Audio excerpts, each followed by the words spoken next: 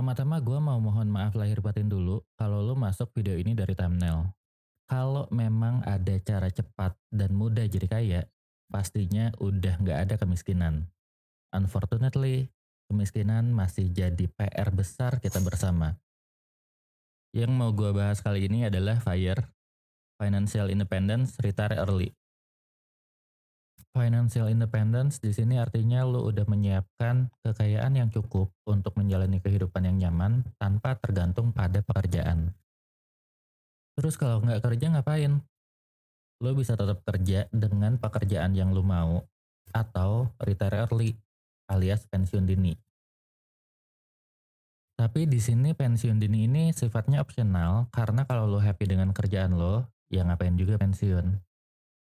Highlight gue di video ini lebih pada financial independence untuk terbebas dari masalah keuangan dan lebih punya kebebasan terhadap apa yang lo mau kerjakan atau bagaimana lo bekerja.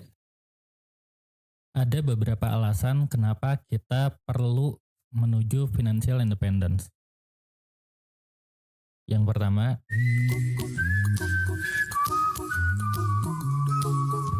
less worry, more happy. Maaf. Dengan berada di kondisi financial independence, kecemasan terhadap uang untuk memenuhi kebutuhan hidup akan berkurang. Yang berarti lo bisa fokus pada apa yang ingin lo kerjain dan apa yang bikin lo happy.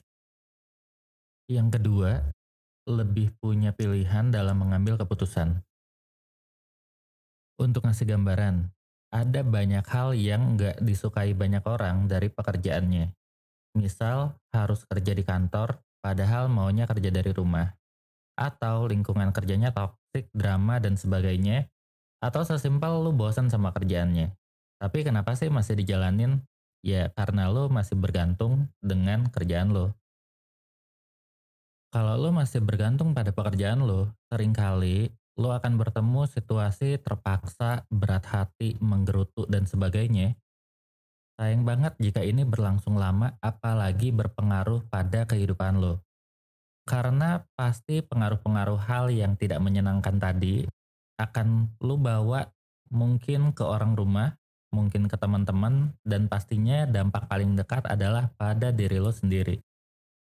Tapi beda hal ya, kalau kerjaan lo lingkungannya baik, dampaknya positif, nggak ada masalah yang berarti, dan lo happy-happy aja, kerjaan seperti itu wajib lo syukuri.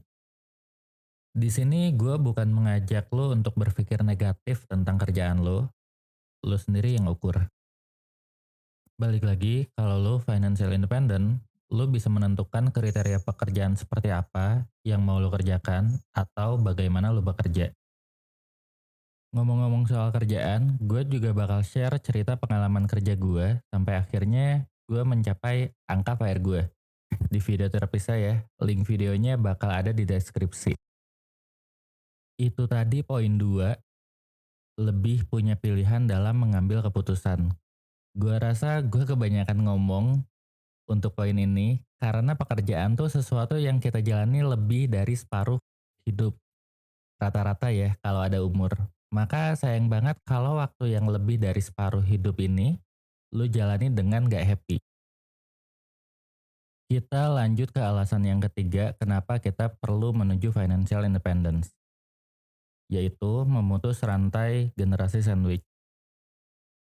Generasi sandwich adalah generasi yang harus mensupport generasi di atasnya dan generasi di bawahnya, serta pastinya dia perlu menghidupi dirinya sendiri. Sebenarnya gue nggak gitu sependapat dengan istilah generasi sandwich. Ini juga akan gue bahas terpisah di video lain. Itu tadi 3 alasan kenapa kita perlu financial independence. Kalau lu punya alasan lain, tambahin di kolom komentar ya.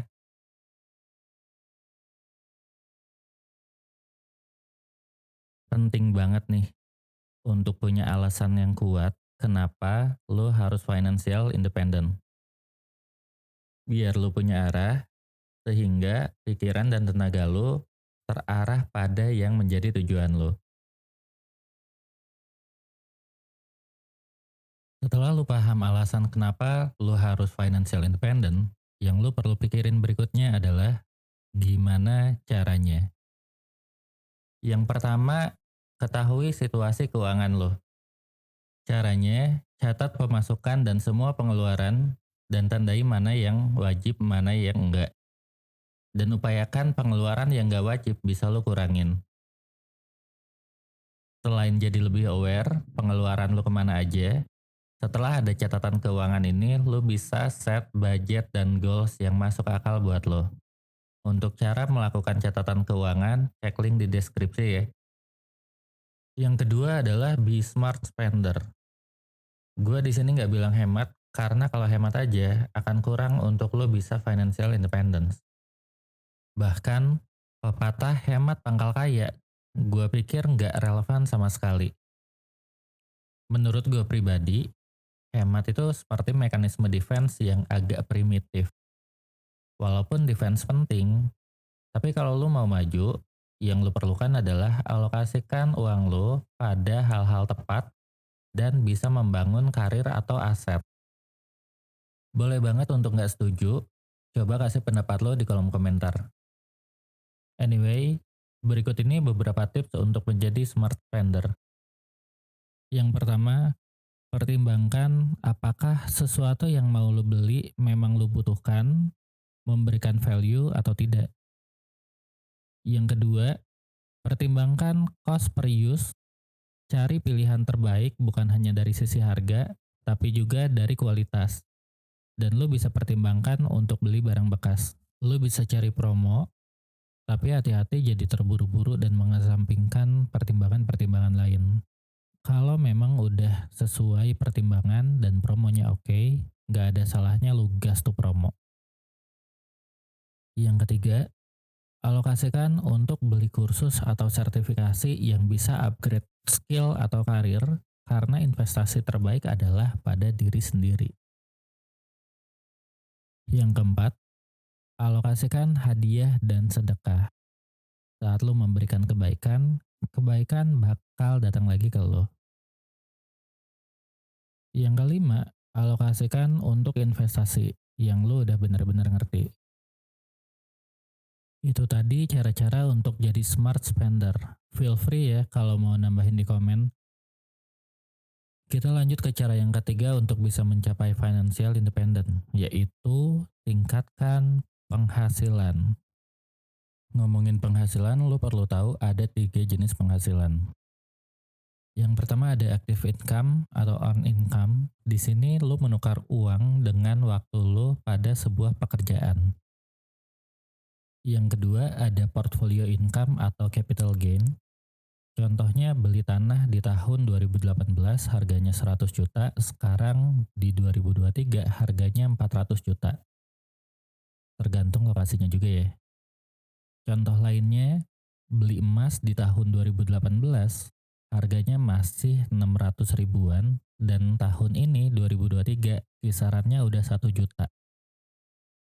Dan juga contoh lainnya saham, ada yang di tahun 2018 harganya 300 rupiah, sekarang di tahun 2023 harganya mencapai 800 rupiah. Tapi ini pun tergantung performa perusahaannya.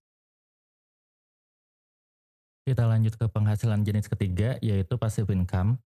Contoh, penyewaan properti seperti kos-kosan, sewa kantor, dan sebagainya. Lalu ada juga penghasilan dari royalti seperti nulis buku, mencipta lagu, dan sebagainya. Ada juga autopilot bisnis seperti beli franchise atau lo bikin bisnis sendiri.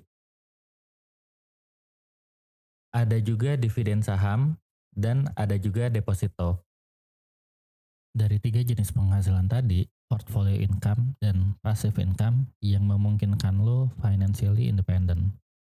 Tapi pastinya lo perlu alokasikan dana investasi yang perlu disiapkan dari sekarang. Dan active income tetap harus menjadi fokus utama lo untuk terus ditingkatkan sampai lo bisa mencapai angka FIRE lo. So, perlu pikirin juga gimana caranya active income ini bisa berkembang. Tadi kita udah bahas alasan, udah bahas juga langkah-langkah mencapai FIRE. Sekarang berapa sih angka FIRE yang lo perluin?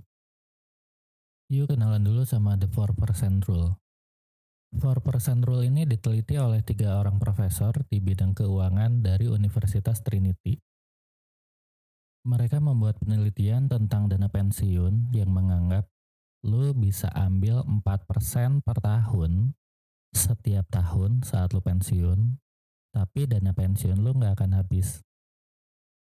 Angka tersebut didapat atas asumsi keuntungan dari investasi rata-rata 7% per tahun, yang kemudian dikurangi oleh asumsi inflasi 3% per tahun.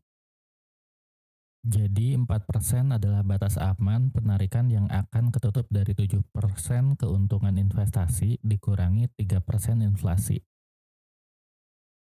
Tapi nih, kalau kita lihat lagi, inflasi di Indonesia nggak segitu ya. Dan sebenarnya teori ini masih diperdebatkan. Meskipun demikian, 4% rule ini bisa menjadi patokan mengenai besaran dana pensiun yang lu perluin. Ngitungnya gimana?